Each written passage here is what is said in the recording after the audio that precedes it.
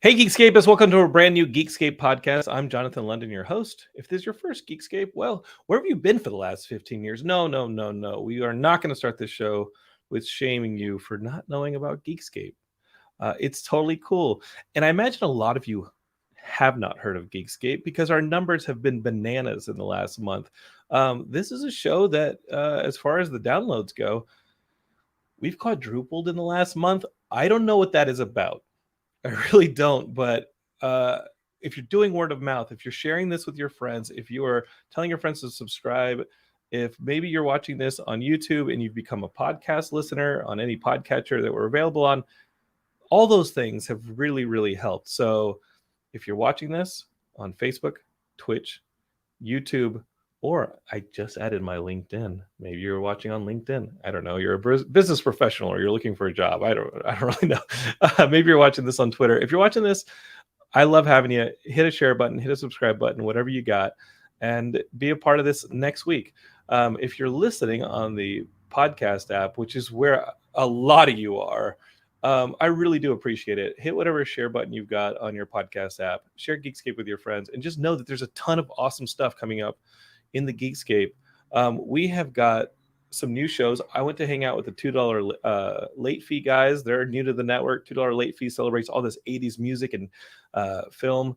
They've got Barry Bostwick from Megaforce coming up on the show. I know that they have a ton of these 80s stars on the show, and they're a lot of fun. We tried to go see Moonfall.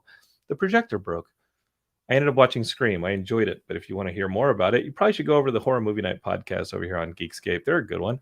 And we also added Masters of the Media. 2 weeks ago, y'all really enjoyed Garrett Briones being a guest. Well, he and his roommate Jack do a show now on the Geekscape network called Masters of the Media. And this episode they just put out, we got the Batman coming out, Matt Reeves' Batman movie with Robert Pattinson. And they took a look at Frank Miller's Batman Year One in this most recent episode. And they're like, okay, let's take a look at Frank Miller's Batman Year One and let's talk about how some of this stuff might end up in Matt Reeves' movie. It's kind of cool. Compare and contrast the comic books to the film. It's a new show here on Geekscape. And I told y'all we were going to put up that new show about undiscovered Hollywood scripts. And the first one's out now. Just search for it. All that information is on our socials. Follow Geekscape and all that. Okay, enough of the plugs. We have an amazing show for y'all coming up. My good buddy Jonah Tulis is on. He's directed this documentary about, do y'all remember this? A year ago when GameStop did like a short squeeze on all these hedge funds in Chicago and New York. And we just saw this GameStop stock go from like $2 to $40 to like hundreds of dollars. And as we were watching it in July just of last year, we were like, whoa, this GameStop stock is going through the roof. And then there was all sorts of controversy with people and Robinhood. There was a congressional hearing. It's a crazy story. And it happened it literally happened a year ago. So how did I hear about the story becoming a documentary that's in theaters now? My friend Blake Harris produced it, of course. Blake, you know him from Console Wars. He's been on the show many times. Well, he produced the movie along with Jonah Tulis. And they basically did a 12-month plus dash to get this thing in theaters right now. It's available and you should watch it. I saw the film yesterday and it's a crazy story. Jonah's on the show to tell you all about it. So let's get a little Geekscape going. What do you say?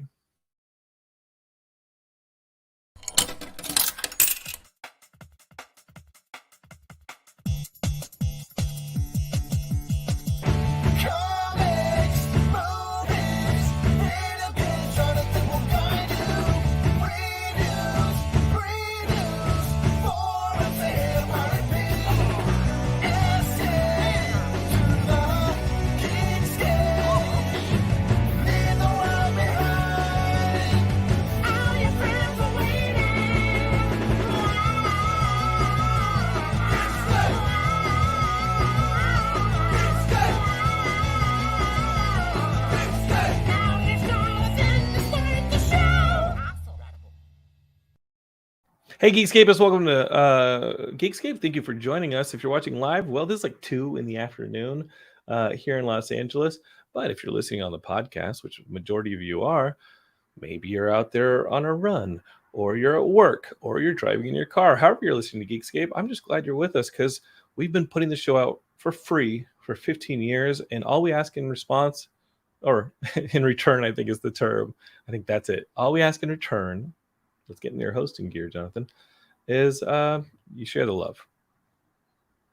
However you want to do that. Maybe it's sharing an episode with your friend, or it's joining one of our social media accounts, or sending me an email, jonathan@geekscape.net, and being like, hey, Jonathan, you do a good show, or this is how it could be better, or I hate your guts. Whatever you want to send, it doesn't matter. You're all part of it. Okay. Gamestop, Rise of the Players. Let's get Jonah in here and tell you about this crazy story. He's coming in from New York. And Jonah, thanks for joining the show, buddy. Hey, Jonathan. Thanks for having me.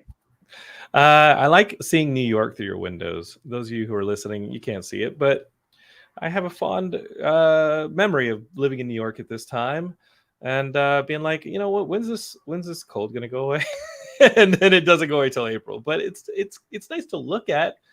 You know, how are you holding up in this winter? You know, today was one of those days where it kind of felt like it was about to turn, but then I remembered it's February, and yeah, maybe we got a day or two, and then it's going to be 15 degrees again. But whatever doesn't kill you makes you stronger. So that is the most New York attitude for living in those conditions. That this guy here in sunny California can just like, I can say that and be like, you know what, man? Like, I think that is such a New York thing. And I was talking to a filmmaker last week. And she's in Queens, and she grew up in Brooklyn, and she was like, you know what, this is just the way it is. This is what part of who I am. And I was like, but does it have to be? I maybe just have like thin skin or something. I can't do the cold, man. But you're there, and you got good reason to be there because Blake is nearby. How did you meet Blake Harris? Well, it's funny. Blake, who, you know, directed Consoles with me and wrote the book Console Wars, we actually went to high school together, but we were a year apart, so we didn't really know each other. We like knew of each other. And after college, we were playing on an adult softball team and started throwing around ideas. He was doing a lot of sort of creative writing. I was doing a lot of filmmaking and like sort of doing a lot of corporate type gigs at the time. And we came together and started this partnership that's kind of evolved into what it is today, which is sort of, it's, you know, obviously we do scripted, and Blake does a lot of books, but we're also sort of doing a lot in this premium doc space, which has been like so fun and so exciting, I think. It is kind of crazy that, you know, he writes this book, Console Wars. The Geekscape is, if you're a longtime Geekscape listener, you're more than familiar with Console Wars because Blake's been on the show several times. Y'all put the documentary out. I think it premiered at South by a few years ago. And what luck that you had a lot of that filmmaking background, but also that infrastructure in place, because whereas that documentary took a little bit of time, it wasn't too long. I don't know. It did take a long. I mean, yeah. I mean, I didn't want to say it took forever, but now you had that all in place because this documentary did not take a long time because the events that you're documenting just happened last year. Well, I would say the last one took a long time. You know, it's actually funny. The book, we brought the book idea and the doc idea to Seth Rogen and Evan Goldberg and James Weaver at Point Grey, and they decided to get on board for everything. Seth helped him set up the book, and Scott Rudin at the time as well. Set up the book. They financed the initial parts of the doc, and then they set up a movie version that Seth and Evan were going to direct at Columbia Pictures. And then things just got slow in the Hollywood side, and then we were waiting for more funding, but Blake was still able to release the book pretty early, and then we were on hold for a little bit. And then, you know, in due fashion, we were supposed to premiere at South by Southwest and then go into theaters, and unfortunately, you know, COVID happened that month, but thankfully we had a really big release in September of that year, which was exciting, and you know, it was a wild ride. This one was sort of kind of came into my lap in a funny way. Somebody who loved Console Wars was like, you got to figure out the GameStop thing. Like before it was really picking up steam. This would be like September of 2020, maybe? It was a little later than that. It was just more like December at the time. So it was really picking up, and I was kind of looking at it, and I kind of got embedded with some of these subjects as this was all going on. And I saw the story developing, and meanwhile, there's all sorts of other Hollywood projects getting announced, and it was pretty wild. And I kind of took a look at the people who were committed to making this film with me, and, you know, went to our partners at Submarine Entertainment, and we decided to go for it. I mean, it really was much like Console Wars. It's like, wow, these people are so interesting. Well, Console Wars, they didn't have to be a video game company. They could have been a tissue company and doing the same kind of, inventive marketing techniques, and it would still be interesting to me. And I found the same sort of people in that story. But I mean, this is also the kind of thing where, with Console Wars, that story, like you said, is so good. It also just happens to be about Sega and Nintendo. And that gives you that built-in audience. And knowing Blake for as long as I've known him, he's a fan of this stuff. And although what you say is true, that the characters in the story are that good, the fact that y'all are passionate about this stuff and just know the material really, really, really shows. And it showed in that book. The book was phenomenal. And then it showed in the documentary. This feels like if Blockbuster stuck together, or if, let's take the example from your film. Like if Blockbuster sticks together and they start putting out these 2-packs of DVDs, this one, GameStop, in Console Wars would have been packaged and sold together once they were like in a discount bin. Does that make sense? They share DNA. Yeah, no, I think that when we first looked at this story, it was obviously a lot of research. We're talking about 15, 20 hours of interviews before we even sit down with them, just to understand their story and who they are, and talking to all sorts of other people. These are over the phone. This is Zoom. Over the phone. Some Zoom and some over the phone. Okay. I feel like you would do the ones on the phone, kind of get sort of a sense of who they are, and do Zoom when you kind of wanted to see what they were like on camera. I think that's a part of it. But it's a story about financing, about people who were involved with finance during COVID pandemic, which meant they were at their computers. And this Console Wars is a business story that happened 30 years ago. So we didn't have a lot of footage behind the scenes. So we had to bring you in that world in an interesting way. And of course we did with the animation and sort of, taking you back into that world and into that in an interesting, fun way. And I think that, you can't really use that kind of gaming animation in anything but a movie like Console Wars or Rise of the Players. Right. And in a way, like stylistically, at least, it does share that DNA, but they are still animations. And this is a really truncated schedule for any film that y'all were working with. So in December, let's go back to your story of putting this thing together. In December of 2020, you're starting to think about what is happening. At that point, the stock is starting to show life. And GameStop is a stock that people were, and it's documented in the film, you should all see it. People were just lambasting GameStop as being a trashy place. As somebody in the comments was saying earlier, yes, they only gave trade-ins on like games for like penny credits, right? Like, I mean, I think everybody watching this or listening to this has gone into GameStop for a trade-in and been like, you got to be kidding me, dude. This is a brand new game that I've only played for a month and you're giving me $3 for it or something like that. We've all felt that way about GameStop. The stock is dead. A lot of people believe it's dead. Yet there were these few people who were saying, there's something that's going on here and it's going to pop. And I think by the time you started seeing it, and we all started seeing it in December 2020, it had started to have like some life built around the pandemic, and we're all playing video games. We're stuck there for a bit, maybe some massive like underestimation of the stock, but who thought it was going to pop like it popped here beyond the people who are in this film? A lot of this is just about faith too. No, absolutely. I mean, I think, listen, initially, way back in 2018, when some of our, investors were getting involved with this, it was, okay, this is $2, but maybe it can be worth $5 or $6. It's not a bankrupt company. Yes, the shorts are going after it, but they have cash. They have, the cash on hand out. I believe that there were certain points where the cash on hand was more valuable than, their stock showed. And so that was sort of the initial thesis. And then GameStop had cash on hand. Yeah. Okay. So sort of as things progressed, one thing on top of the next, and you learn that Microsoft also had a digital revenue sharing deal with them. So it wasn't all that. Characters like Rod Alsman in our film were sourcing online orders during COVID and kind of seeing that, oh wow, their online business is picking up. And at the same time, Ryan Cohen kind of came in as the white knight and brought new life to the idea that this could be an e-commerce company. That being said, while I was filming, I went into a couple GameStops, and some of them are still pretty sad. They're still not. They feel like a relic of a bygone era, but there is this exuberance and this nostalgia to it that brought people back to trying to save it. And I do think you're going to go to a GameStop in a year or two, and it's going to look a lot different. It's not going to have that terrible carpet. It's going to, it's not going to be one of those empty places without energy. And one of those things that we touch on in the movie is the Tulsa experiment, which is where they kind of went into GameStops in Tulsa and kind of completely revitalized them and made them more of an interactive experience, which I think, once we start dealing with esports, what if a GameStop could be, an esports venue on a small scale? There's a lot of different ways it could go, and sort of all of these ideas, and the fact that GameStop is the name in gaming, they are the name for retail gaming. There was value there. Yeah. And a lot of us just didn't see it because we'd lived through Blockbuster. And that's the comparison you get a lot of times in the early parts of this movie, is that while the stock is $2 and companies are shorting it, big hedge funds are shorting it in the hopes that it bankrupts and they at least make that $2 short on a wide swath.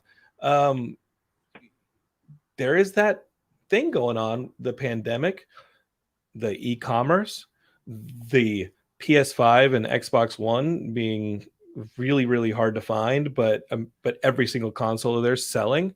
The other things that are going on was, I think I noticed during the pandemic when the GameStop started opening up again, you'd walk in and they started to have a lot of tabletop. They started like expanding things, not just into their figures and stuff, because that had been happening, where you'd go and get action figures and things like that at the GameStop. But you were actually starting to see them not just do video games, but starting to do tabletop, and tabletop was exploding at the time too. So I think you're right. In a year, we may go in here and into a GameStop, and maybe you start seeing it not just look a little bit more like what you said, a Best Buy, where maybe there's some places to play games, and maybe those games are wired into a hub. But you also see some tabletop games, more like a socialization center of a GameStop, which coming out of a pandemic, people might actually want. This guy, that was the essence of the Tulsa experiment. That was the sort of, it was, and also like sort of build your own computers and sort of learning that element of things. I think there's a lot of, listen, I think that if you really break it down, you're talking about a fun, cool e-commerce play with Ryan Cohen behind it at this point, but you're also talking about this NFT marketplace. There's so many other ways that they can kind of raise revenue. And, I think there really is, the sky's the limit. But there is also there's two different worlds. There's the sort of people who believe in the company, and then also there's people who believe that it's a great short opportunity, or continuing to be a great short opportunity. So it's a complicated world out there when it comes to the stock. Can you explain that to people like myself who are a bit more of a layman? Your documentary actually does a great job of explaining the economics. I was telling you before we started recording that about 40 minutes of the early part of the film is just setting the stage of all these pieces that lent itself to this thing exploding. And like Ryan Cohen, right, the person who started Chewy.com, which is a dog food or pet food and product company on e-commerce, and turned it into a huge company. I think when he came over to GameStop and people were like, oh my God, this Ryan Cohen guy sees value in GameStop, that was kind of like the lighting of the fuse. But the fuse had long since been set, both in what GameStop was doing, kind of what the geography of gaming was at the time, and then what you're saying as well with I lost my train of thought, but I think like the pandemic. Can you? I'm sorry, the Wall Street element of it. Can you explain the short and all that stuff? Yeah, absolutely. So there were our story starts with sort of the people who saw this as a value investment, said, okay, PlayStation, Xbox have new systems coming out. There's value there. It's not a $3 stock. They're going to sell those. They have disk drives. They're not just digital. Most of the argument has been, you can buy your games online. So it's game over for GameStop. Nobody's going to shop in the stores anymore. And that's the comparison to Blockbuster. They're going to become Blockbuster. Yes. Right. Exactly, and Netflix is going to, throw them off the ravine.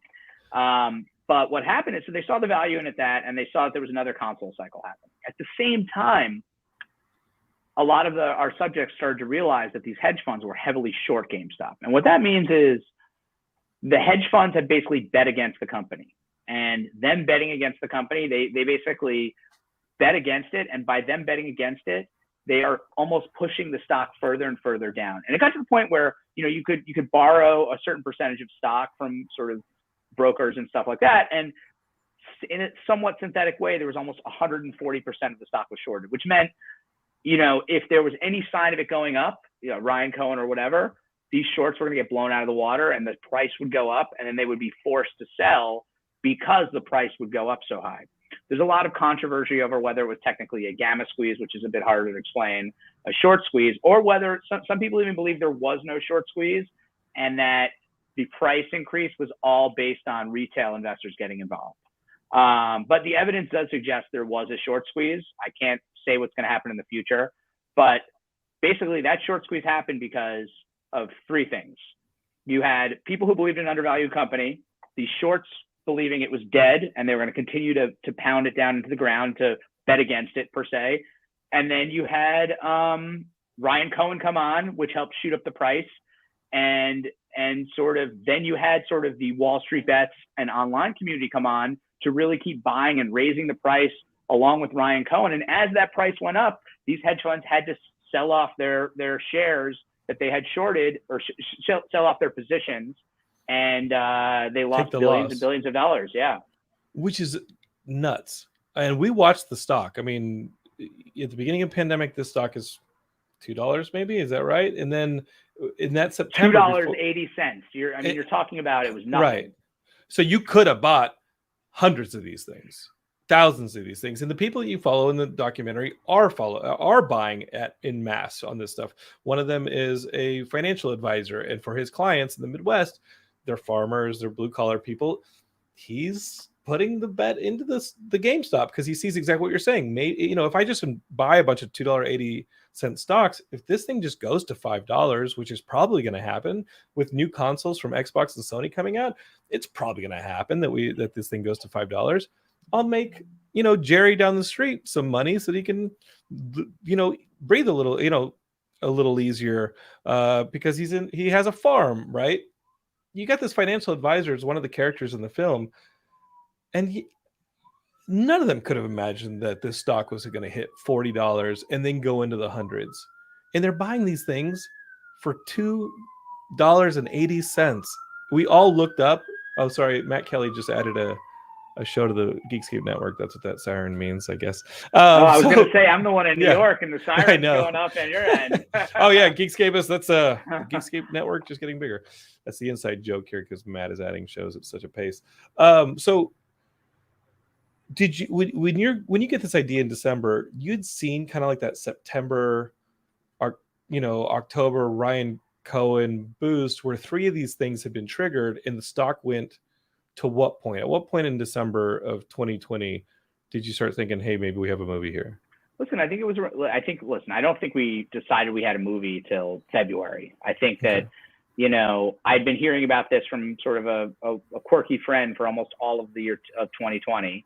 And he's on Reddit or something, and he's in he's in all these communities. I wouldn't say he's Reddit. He was really a Michael Burry guy. He saw Michael Burry investing this in 2019, and he was super, super, super early. I wouldn't say, our subjects are the ones who are sort of doing the interesting due diligence. This sort of friend of mine was one who was like, wow, this is cool, and I see what's happening here, and I'm on board, but he wasn't, doing analysis and creating charts and understand. It wasn't in that. He was sort of absorbing other people's information. The subjects in our film were the people creating that data based off of stuff they saw or sort of, even, the due diligence of the retail community and the small investment houses like Domo Capital, Justin, who you were talking about earlier, is really incredible and, unrivaled, by the hedge funds in this particular situation.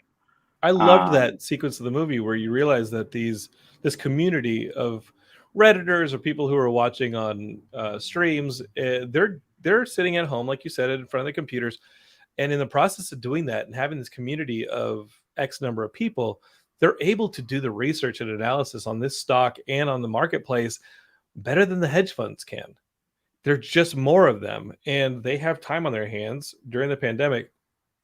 And they did a pretty insane analysis of not only can this stock hit 40, the stock can actually skyrocket well past it if certain things fall into place. And as you watch this film, and I guess when you started realizing a year ago that let's rock on this movie, at that point in January, this thing had popped in an insane way. And then you started to have the issue with Robinhood and the Congress taking a look at it. What was happening when you finally said, hey, let's make this movie. This is actually a phenomenon, and Hollywood was also paying attention at the time, wasn't it? Yeah, so it is interesting. I decided to do this movie because I wasn't going to do this without basically exclusive access to our subjects, because no financier is going to distribute something where it's people who are sort of doing everything. So it was really just getting these subjects and being like, all right, they trust me, I trust them, we're going to tell this story together. And again, see where it goes, because there was a lot of things left to come. When we decided to do this, the congressional hearings hadn't happened yet, and you could say what you will about them. I don't think much came from them in the end, but the sort of the aftermath of Robinhood hadn't fully developed yet. So it basically had to say, okay, this is the story we have now, and what's the story to come, and where is this going? And I think that I sort of always see this as like an origin story for this new movement in general. Like GameStop was the first of sort of many of these, not just meme stocks, like a participation of retail in a way that's never been seen before. And you know what? Listen, Robinhood, as kind of messed up what they did and sort of as clunky as their business became, gave access to a lot of people, who wouldn't be investing otherwise. And, there are other sort of markets like that as well, but Robinhood really is the face of that retail trading platform. Were they the only ones that were quote unquote forced somehow to freeze when this thing hit $261 or so, whatever it hit, and people started being like, hey, it's time to go out. The squeeze has been squozed. Like this short squeeze, which forced all of these hedge funds to completely collapse their shorts. You squeezed them completely, and all the juice is out. Now it's time to go. A lot of people turned on their Robinhood, and selling this GameStop stock had been frozen. Were there other apps that were? There were a few others. There were a few others, but it wasn't a matter of, each app kind of was a little bit different in how they approached it. One, maybe you couldn't buy options on it, or but typically with Robinhood, it was they stopped the buying of GameStop. And if you stop the buying, right? You stop the growth. It's supply and demand. Like, right. It's going to crash. So truth be told, this stock should have gone way higher, and the hedge fund should have been in a lot deeper, because, who knows? Listen, people say the stock can go to $1 million a share in the right squeeze situation. I don't know that. I'm not an expert. The people I talked to thought it could have gone way higher. Could have gone to 1,000 maybe, but maybe more. I don't know. But them stopping trading, put an end to that and stop the hedge funds bleeding quite a bit. That being said, there is this one thing that we sort of really investigated and looked into was, did sort of these big companies like Citadel or Point72, did they push Robinhood because of their relationship to stop trading? And there's really no evidence to that point. And Rod Alsman says it best, that he thinks that their communication was terrible and that it was a liquidity issue. That Robinhood just couldn't, if people wanted to start selling, Robinhood would have never been able to cover that stuff. I think that to an effect, but it basically, Robinhood couldn't handle that trading. They weren't going to be able to cover. Basically, their entire business model would collapse had they didn't. And you know what? It makes sense. Yeah. It was probably a once in a lifetime type of situation where these guys weren't prepared for it as their company was sort of progressing. But that's probably what I believe. There's definitely something more nefarious, a little bit in the weeds there, but from all the evidence that I've seen and all the experts I've talked to, including some of our subjects, it seems that it was just, they were terrible communicating what was happening. Again, totally wrong for them to shut it down. And it took money out of the hands of retail investments, as Justin Doverella said. It took money out of their hands and into the hedge funds by stopping the trading, but it may have been because of it a bit inverted, because of, them being not able to handle what was really happening. But you started to see the ripple effect. And I remember when I had a roommate, an ex-roommate, Mark, who's now into like the NFT stuff that I'm very cynical about. And he's into the crypto and that stuff. This is different. This is the stock market. This is the regulated one that people are into, that's existed for a very long time. And you're right. Robinhood and those apps give access. But you did see and I remember Mark telling me, hey, have you seen this GameStop thing? And this is probably January, when everything was really starting to skyrocket there. And I kept thinking, dude, it's too late to jump on this GameStop train. It probably was. It was probably around $100, $120 at that time. I could have doubled the money, but that, at that point, it's a little bit more of an investment. Once 2020 is always hindsight. 20, what if Robinhood crazy. What if Robinhood cut it off at $100? What would have happened? Exactly. But you did start seeing Matt Kelly's still adding shows to the network. This is fantastic. Matt, slow down. I'm going to have to cut Matt Kelly off is what I'm going to have to do. Matt, no, we don't have the liquidity for all these podcasts. One thing that you did start to see is that ripple effect where like AMC and like TGI Fridays or whatever, all these other stocks started to get affected by people looking for that next kind of unicorn. But was that amateur analysis compared to what our team here in the documentary had done, the subjects of your film? Wait, say that again. Sorry. Like when you start to see like AMC or like TGI Fridays or whatever the other meme, are these meme stocks? Like whatever these other stocks start doing. BlackBerry. Listen, in the end, the GME. There's a lot of GME purists, GameStop purists, who believe that none of those other stocks have fundamental reasons. But it gets to a larger issue. You know what I mean? Like BlackBerry shouldn't have been going up. They don't have fundamental reasons to go up. They don't have a Ryan Cohen. They don't have the Microsoft deal. They don't have these things. I don't think they have products anymore, do they? I believe they do. Like, didn't they shut down BlackBerry's thing a while ago? I'm not even sure. I don't even know. They're still a company. Maybe their data. Maybe they're business facing. That's probably what they are. But here's the thing that's crazy. This thing developed after our story, which I think is the story of these people who started all. There's this new story that developed, and this new story, people refer to them as the apes. These are people, some of them who bought in at 300 and then lost a lot, but are holding this stock because it's a statement. It's a statement that they're going to hold this stock, and just like with AMC, and wait for it to squeeze. And if they keep holding it and buying more, it's going to squeeze the hedge funds even more. And maybe they'll hit 1,000 is what they're hoping for. Sometimes they think it'll hit 1 million. And these are the diamond hands people. These are the people who are like diamond hands, baby, hard as a rock. I'm not letting go of this thing. I mean, you start to see that when Doge dipped. You started to see the people being like, buy the dip, and they're on the train. The Doge stuff and why I'm skeptical of the crypto thing is it just feels like if somebody goes on SNL and says a few words and completely, like, it feels like this stuff is very influencer based with some of these crypto stocks. And if somebody can go on and use this this huge influence to affect the thing, it's not the democratization of the financial department at all. It is very manipulatable. Well, listen, Elon Musk in a way, did this for GameStop. He tweeted GameStonk in the middle of this, and the stock skyrocketed. That's right. The question is, so there is an equivalent to it, yeah. There is. No, I think I'm not an expert in what market manipulation is. It seems like there was an effort on part of the government to accuse some subjects in the film or some subjects sort of out in the world of GameStop of manipulating the market. Roaring Kitty, for instance, was, got in some trouble for that, but I think it's unfounded. Like, he didn't manipulate the market. He had a stream where he gave due diligence, and due diligence. Yeah. I mean, this is not just a pump scheme that, is happening on TikTok with a very specific meme coin, Right. And also it's a big difference because a lot of these meme coins you can't even sell. You hold them and then there's nobody to buy them and the market crashes. And so what do you think when like somebody like a Jimmy Fallon, Paris Hilton, they talk about these, Bored Ape NFTs, whatever the heck they do on their show?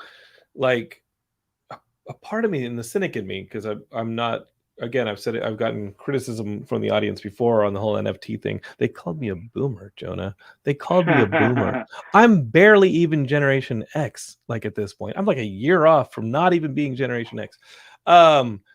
My whole idea calls me a boomer every day, though. Yeah, so and the whole and one of your financial people in the documentary gets called a boomer. The whole idea is that I get worried about the NFT thing, and my own criticism of the NFT thing is independent of what is happening with these influencer stocks or influencer memes, meme stocks or NFTs. Is that NFTs are easily mined, and a lot of these, they're just not fleshed out in the way that the stock market is. So again, a comic book artist or a musician can have their work mined independently of their knowledge. They show up in a gallery somewhere and suddenly they get a cease and desist that this thing has been replicated in the gallery and minted, and they have to stop selling the artwork online. So it really makes anybody who puts their artwork online vulnerable to a lot of this stuff. Once that gets ironed out, y'all can NFT it up all you freaking want. But if it's hurting artists, which is the one thing it was claiming to not do, which was the one thing it was claiming to do the opposite of, then I can't get behind it. Does that make sense, Jonah? Yeah, I mean, I'm not an NFT expert by any means, but I see the value in it. I see the value of blockchain and how these artists will continue to get paid. Like, what if Picasso's estate was still getting paid off of the resale, which is something that happens with NFTs. Mm-hmm. But at the same time, like, you know, I think it's like anything. It's a collectible. You think about baseball cards, you think about all sorts of sports cards. Like, the values of some of these things are incredible. Cards that come out in 2020 that are sold for millions of dollars. You know, who's to say that, you know, I think you think of the NFTs as, you know, I talked to a friend who's a big CryptoPunks enthusiast, which is one of the original sort of NFT artists. And he has one of them and he's a full believer in it. And he says something to the effect of, this is the first piece of art from a digital revolution. You know what I mean? And you know, in the metaverse one day, you're going to have your own gallery and that's where it's going to be. And it's represented in this sort of new kind of, you know, financial, you know, Bitcoin or Ethereum. And that is, and listen, in the end, these I do get that. Artists, I 100% get what you're saying. Are always going to be valuable because if you're one of the guys, if you're one of those 5 or 10 guys, Bored Ape, Beeple, you know, CryptoPunks, they're always going to be valuable because they're always going to be the scarcity of being the first one, the ones that, you know, but it's, you know, it's hard because there's a lot of fraud we're reading about too, where it's, you know, I can make something, sell it to you for $100,000 in Ethereum, then all of a sudden it's worth $100,000, but like, you know, I gave you the $100,000 and then you sold it for $50,000 and we've made $50,000 profit, even though we're taking a loss because someone sees it on the blockchain. And again, I'm no expert, but I know that stuff like that's been going on. That being said, you know, it's going to be very interesting. Some of the art's cool. Some of the art's cool. And some of the art's terrible. And some of the art's not theirs.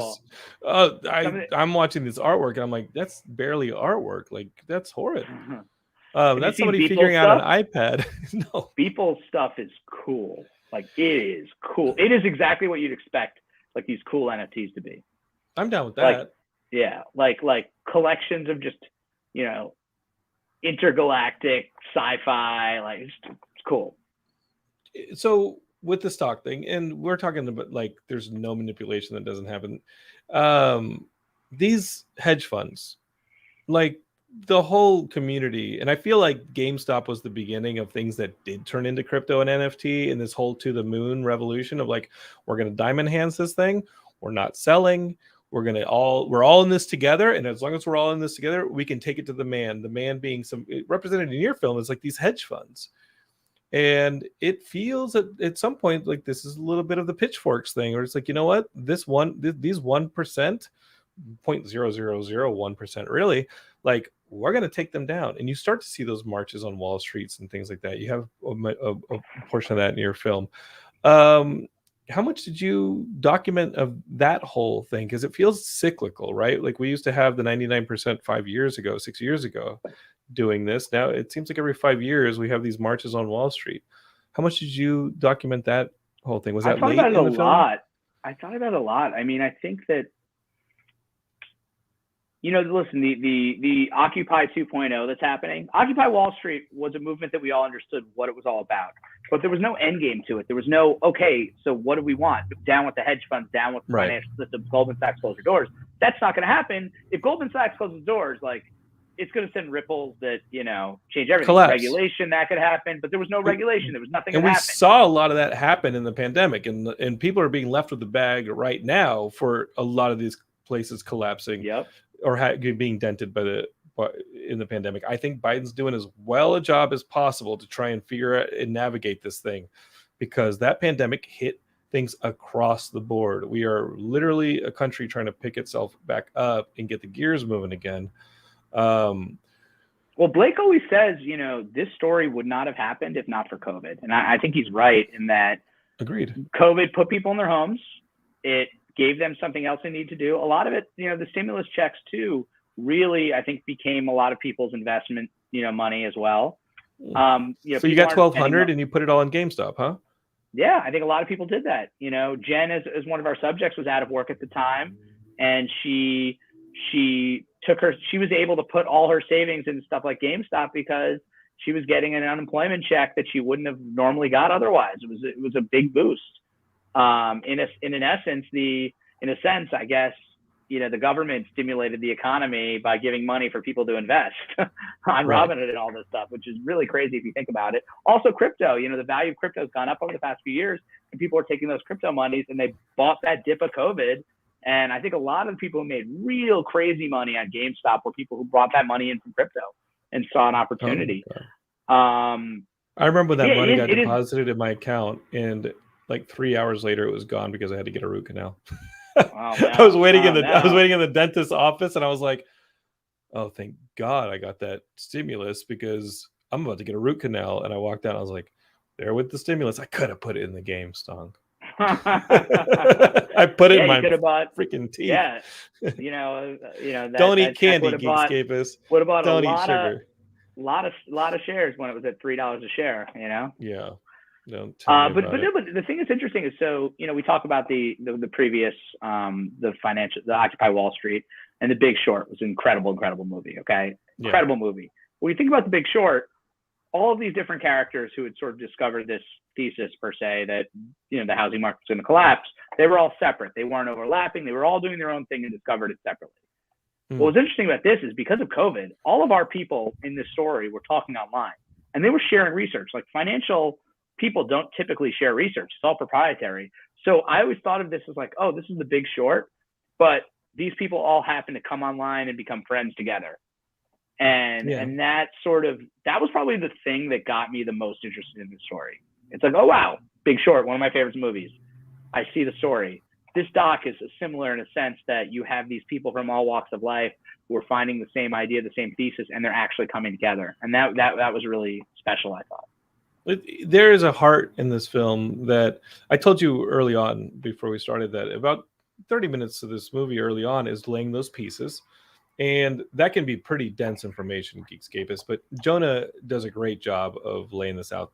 He introduces you to all these players individually, but we start to get their stories. We start to see them meet each other online and start to have the conversation and comparison of notes, as Jonah just said.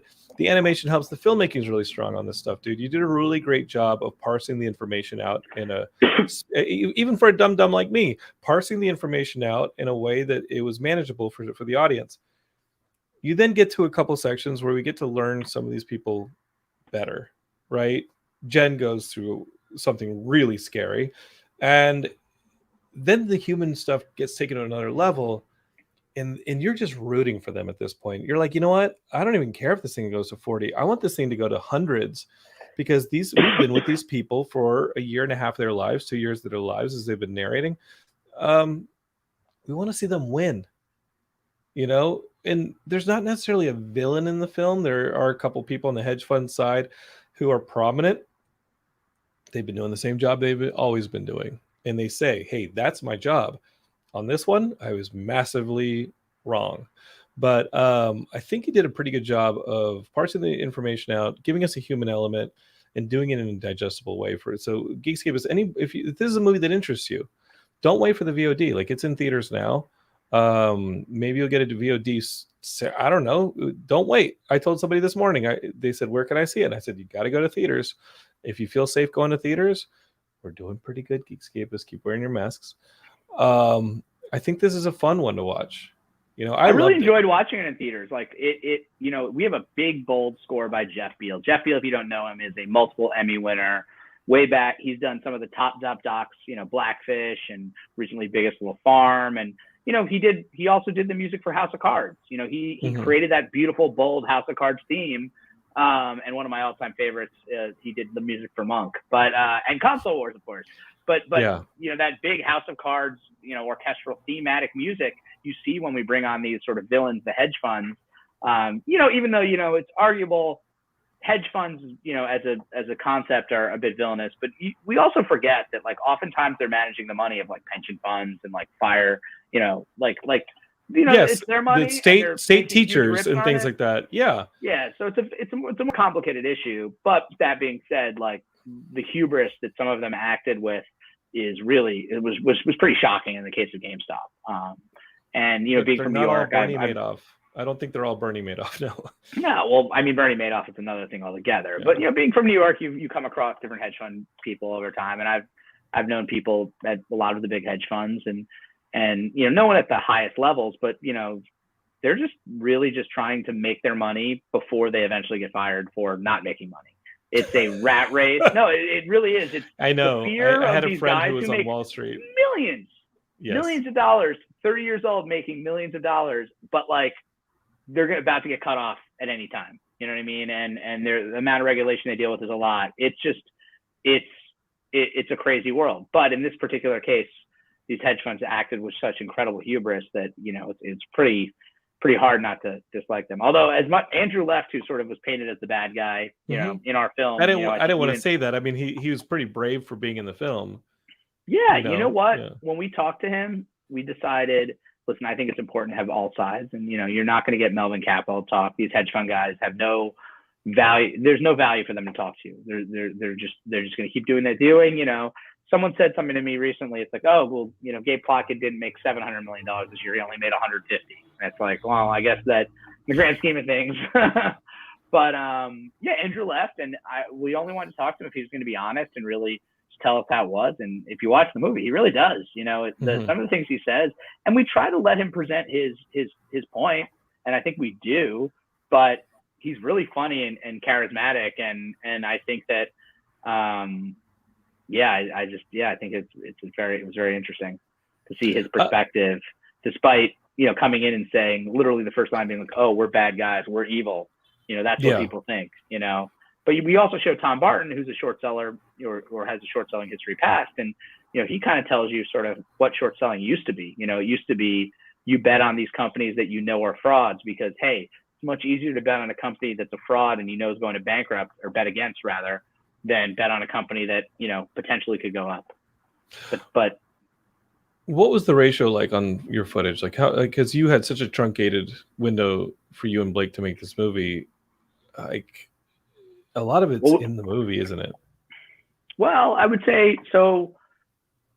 We early on identify who the subjects are based on pre-interviews, and we do a lot of pre-interviewing so that we know exactly what the story is before we go in. There'll be surprises, but we talk to these subjects enough that we know, they're ordinary people. These are people who are not normally sitting down for interviews. We know how to pace an interview where we go on for 4, 5, 6 hours, and we get what we need, and we pace it so that, by hour 2 or 3, we're really getting into the good stuff and, making sure that we get the full story of what, we might not necessarily want to do as much backstory with a certain person because we feel like they might burn out. So each subject, we probably spent, we spent like full days with them, shooting B-roll, but also sometimes 2 days. But the interviews were typically, you had to set up for a couple hours, and then, you interview them for maybe 5, 6 hours. And then, the archival hunt is a real thing. I think that we really wanted to make, we had an archival person working before we even started shooting. So we were gathering all the archival of the story, and at the same time gathering all the social media. We wanted this to be a film of the internet. We wanted the memes. We wanted to show the energy of this story through these memes and through these social media posts, and we had a full-time person just gathering sort of all of that and going back and just kind of going through all our subjects, going through Reddit, going through every sort of potential thing. And you definitely saw all that meme culture in the film. It's awesome.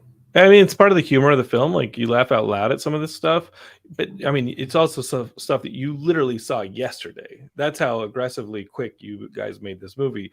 The memes aren't even old yet. Like, this is a pretty incredible feat, and I think there are a number of Hollywood adaptations planned, or other rival documentaries, and y'all came out of the gate and beat all of them.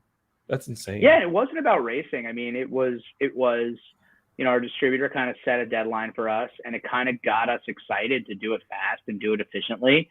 this was an efficient. I mean, listen, we definitely lost years off our life on this one, but you know, it was fun and it was wild. And the idea that we would be planning to come out on the 1-year anniversary, you know, Neon and Super LTD, who are distributors, are, you know, honestly, they've only been around 4 years, but they're like the best of all the independent distributors out there. They're the best. They win Oscars almost every year. They are, you know, putting out some of the coolest content. I don't know if you saw today the Oscar nominations. Flea, their documentary, got the first ever film to be nominated in 3 categories: best because it's an animation foreign as well. film, got best foreign film, best animation, and best documentary. Unbelievable.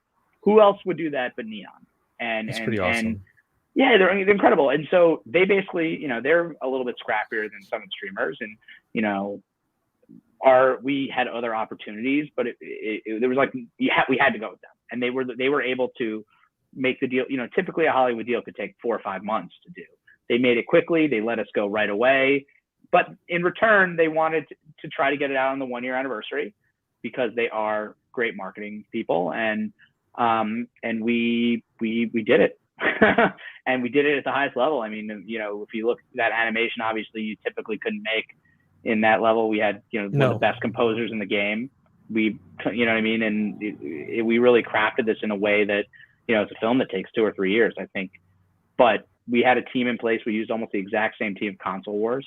We had our supervising editor, Doug Blush, who has multiple Oscar wins. We had Josh Baird, Henry editing again. We had, you know, we brought in Jeff again to do the music, and then Mindbomb to do the animation. So we had the infrastructure, and it was basically like, as the deal was happening, I was like, all right, guys, can we do this? And everybody kind of dropped what they were doing, and we did it. Dude, congratulations. I really hope, I mean, is the Console Wars narrative over at Legendary yet, or still, or wherever the heck it is? Like, it bounced a little. Yeah, so if you don't know, Console Wars, initially, we sold it to Sony Pictures, Columbia Pictures, with Seth Rogen, Evan Goldberg, and Scott Rudin, who produced The Social Network. It was supposed to be sort of the social network of video games. Time went by. They wanted to turn it into a limited because limited series are more interesting. Sony TV couldn't do it. We resold the film, the film rights based on the book and the doc, to Legendary Pictures, which is a big outfit. And then they were going to make it the first original, or one of the early originals for Paramount Plus. Right? Yeah, it was going to be a series. As a limited series. It was going to be, well, it was going to be limited. It was going to be a series. It was basically 2 seasons in 16 episodes. Cool. Which I think is a lot of fun. We had a great team behind it. The pilot was being directed by Jordan Vogt Roberts, who does the King Kong movies, Legendary as well, and done great film and TV. And Mike Rizzoli was writing the script. COVID happened, and it didn't move forward because of that. So right now, Blake and I, we can't really talk about it, but we have another plan moving forward on that one, which is kind of exciting. So we'll see. We'll see what happens. Let me send a text. Blake, what is the just kidding, Blake. Blake's actually he's on YouTube right now in the chat room with y'all, and he's saying Mind Bomb. You know, and he's probably the animation company that we work with. They were awesome. And Blake, good luck on the book you're working on now. I think that's a cool subject. All right, let's get you out of here. All right.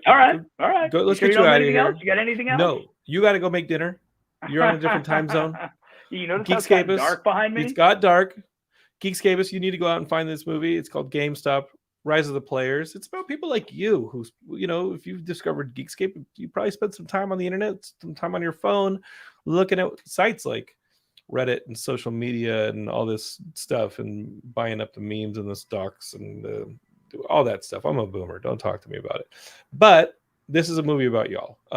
I think it's fantastic. I had so much fun watching this thing, Jonah. Congratulations on it, dude. Congratulations. This is just awesome. And congratulations to Blake. Whenever we get around to seeing each other again, I'm doing a New York trip. I want to congratulate y'all in person. Let me know. I'd love to meet you in person. That'd be so much fun. Geekscape again, GameStop, Rise of the Players in theaters right now. Thanks, Jonah, for being on the show. And you can follow Jonah on Twitter to find out when it hits that VOD window. It's at Jonah Tulis on Twitter. JONAHTULIS. I can spell. Do you know? That's crazy. I can read. Jonah, best of luck, man. You need anything from Geekscape, let us know. Thank you so much. Appreciate it. Of course. And Geekscape, this is Geekscape. Share it with your friends. We got an episode coming up a little later this week. It might be over the weekend, where Ian and I are going to be talking all about this season of Book of Boba Fett. That's our big wrap-up special on Book of Boba Fett. It's been pretty controversial as far as Star Wars fans go. We're going to have a lot to talk about, so you're not going to want to miss that. Subscribe, share, do all the things you do with Geekscape. I'm Jonathan, and for Jonah, I'd like to say thank you. Don't hate, create. Over and out.